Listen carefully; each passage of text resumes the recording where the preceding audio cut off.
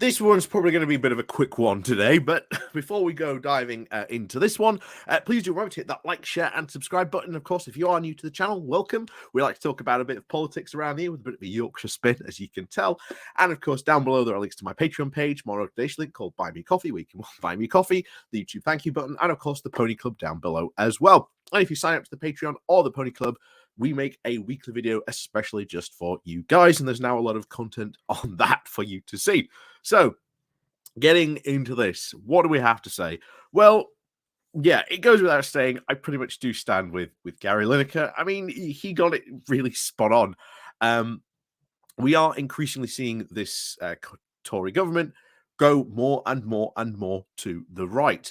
There is a faction in that party which is determined it will never be ever again outflanked by any potential challengers like a UKIP or maybe even a bizarrely resurgent Reform Party if Nigel Farage ever decides to retake to British politics, which, to be honest, is not too likely given the foreseeable future. He may well do. But as far as I'm concerned, this solidarity and all this stuff going around with Gary Lineker at the moment, even today, as far as I am aware, at this moment in time, I do not think Match of the Day is going to go ahead. Neither is the final score of even Football Focus, two other associate programs in and around football. They are also saying we are not going to go on because of the Gary Lineker situation.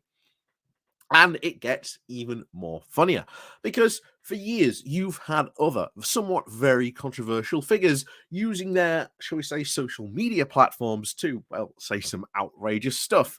Just this week, we talked about Jeremy Clarkson potentially being a good spokesperson for British farming. And yeah, he will, in a way, be a good spokesperson for British farming because, well, if you've ever seen Clarkson's farm, he sort of brings those issues to people who have never experienced farming ever before.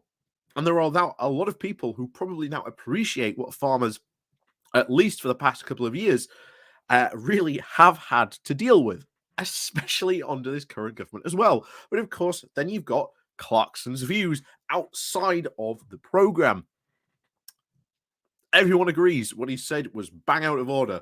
He probably shouldn't have said it. His whole Meghan Markle spiel that he did just a couple of months ago as well. Yeah, exactly. He should be sort of punished in some way, shape, or form for saying stuff like that. But then you've got people like Andrew Marr. Not Andrew Marr. Is he Andrew Marr? No, it's not Andrew Marr.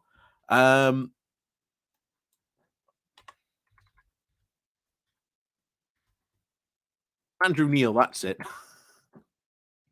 Andrew Neil, that's it, not Andrew Marr.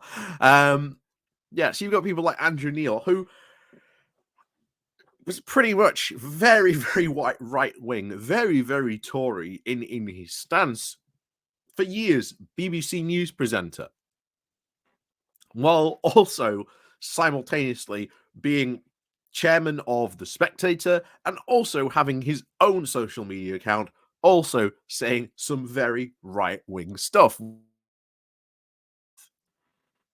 Now, what's going to be the outcome of this? Well, ultimately, I think it doesn't really matter what happens in to Gary Lineker at the moment.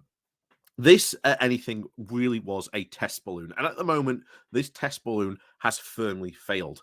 From what we can see from all this solidarity that's going around, a lot of people supporting Lineker. We're hearing that a lot of people in football stadiums this weekend have been chanting his name, saying "Bring back Gary" or "Bring back Lineker." From what we've at least heard from some reporters so far, but Lineker ultimately will probably win. The BBC will probably bring him back.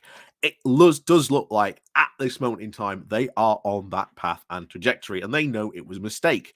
But it was a far, far bigger mistake, really, for the Tories. This was very, very much a test to see could they once again be able to bring culture wars, or at least culture war nonsense, shall we say, into British politics. And once again, they have failed. They have failed spectacularly on this. And it's always so far has been very, very much a fail. Time and time again, whenever they've tried this, very much in a desperation, really, to try and save themselves from be it electoral oblivion, or at least maybe to try and drum up support in the polls, or do something equally as silly as we're seeing with this small boats crisis, the small boats bill that will be published later this week as well. That doesn't distract from it, and they have failed. People have seen right through it. And so long as that continues to happen, the culture war nonsense does look like it is not so far set to fully infect the UK. Now, I will admit the culture war stuff has infected some areas, but it hasn't been, shall we say, as fully infectious, or at least fully infected, as we've seen in places like America, where they, or at least their Republican politicians, regularly uh, deep dive into this culture war nonsense on the regular.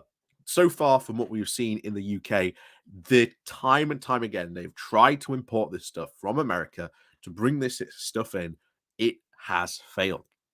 But it does raise a red flag that probably at the next election, because Rishi Sunak cannot run on, well, the past 13 years of Tory failure, yet his own abysmal record of failure as well, they're going to have to do something. They're going to have to be really desperate. And I think at the next general election, the Tories are going to be absolutely desperate. Just very recently, we've seen a poll showing that the Tories would only be left if there was a snap general election just this week gone. They would only retain about 30 or so seats. It would be an absolute total wipeout for them completely, with Labour winning something like over 500 seats, which is completely unheard of, I will grant you. But the Tories, to be honest, are in such a state, in such a divided factional way in their party. It's not beyond the realms of possibility. And the thing is, it's not the only poll we have seen predicting or even showing the potential complete and utter Tory wipeout. Of course, we won't really know, of course, until the general election comes along, which I still think is going to be this year. I can't say exactly when or what will kick it off, but the May local elections will certainly be a big indicator of when that could be, because they will be very, very upset, because it will probably be an indicator of what could happen to them at the general election. So they will not be happy about that, and that could spring a couple of other things. So let's finish it off then. So ultimately, like with many people at the moment, I do stand with Gary Lineker. I can't disagree with his comments. I think he was spot on in making the comments that he did. These comments were on his own social media platform, which clearly says these views are my own. They do not represent anyone else but him. Other people in the BBC, as we've said, with like Andrew Neil, Jeremy Clarkson being heavily involved in the BBC,